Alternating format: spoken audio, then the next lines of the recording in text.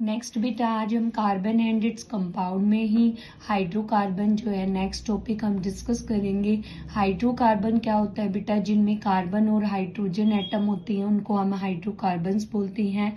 ये दो टाइप के होते हैं, saturated and unsaturated basically, but इनका ब्रॉड लेवल पे अगर हम डिस्ट्रीब्यूशन देखें तो काफ़ी लंबा है। और 10th लेवल में हम बात करें तो दो हैं, सैचुरेटेड एंड अनसैचुरेटेड।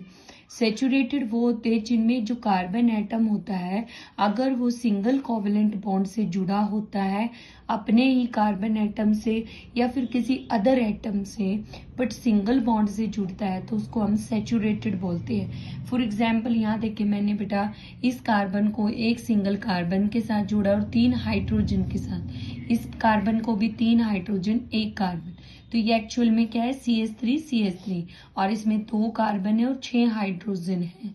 तो हमारा जो C2H6 बनेगा इसका नाम क्या है बेटा, ईथेन। ईथेन क्यों बोल रहे हैं, क्योंकि 2 कार्बन के लिए हम वर्ड रूट ईथ लेते हैं और सिंगल बॉन्ड है तो एन लगता है, तो दिस इज इथेन। ये हमारा बेटा 1 2 3 4 5 इसमें कार्बन जुड़ रहे हैं और एक रिंग की फॉर्म में जुड़ रहे हैं और ये एक साइक्लिक स्ट्रक्चर हो गया, तो दिस इज साइक्लोपेंटेन। इसका फॉर्मूला जाएगा C5 और H हमारे 2 4 6 8 और 10, तो C5H10 इसका मॉलिक्यूलर फॉर्मूला हो जाएगा। सिंस कार्बन कार्बन जो सिंगल बॉन्ड होते हैं वो बहुत ज़्यादा स्ट्रॉन्ग होते हैं और स्ट्रॉन्ग होने की वजह से बेटा रिएक्ट करने की जो पावर है वो बहुत ही कम होती है, तो इसीलिए हम सैचुरेटेड हाइड्रोकार्बन्स को क्या बोलते हैं कि they are less reactive.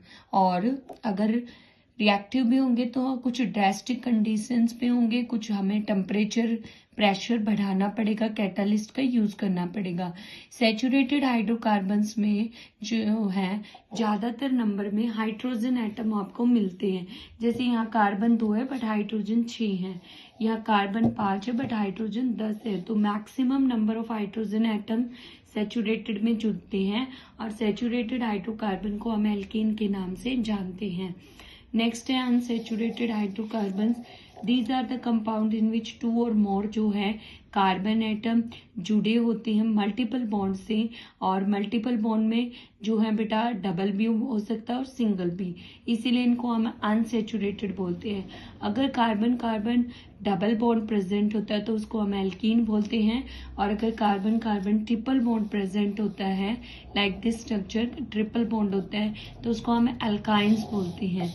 Like यहाँ पे हमने लिया CH2 ईथ 2 कार्बन ईथ प्लस ईन, यहाँ पे ईथ 2 कार्बन है बेटा बट ट्रिपल बॉन्ड है तो वर्ड जो हमारा सफिक्स लग रहा है वर्ड रूट के साथ वो लग रहा है आइन, तो this is ethyne and this structure is C6H6।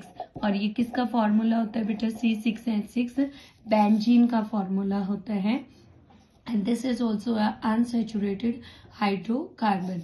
अब अनसैचुरेटेड में बेटा 2 बॉन्ड होते हैं और ये अगर हम हायर लेवल पे जाएंगे तो ये जो 2 बॉन्ड है इसमें एक सिग्मा होता है और एक पाई बॉन्ड होता है, और पाई बॉन्ड जल्दी से टूट जाता है, इसीलिए जो अनसैचुरेटेड हाइड्रोकार्बन्स होते हैं वो ज्यादा रिएक्टिव होते हैं as compare to saturated hydrocarbon.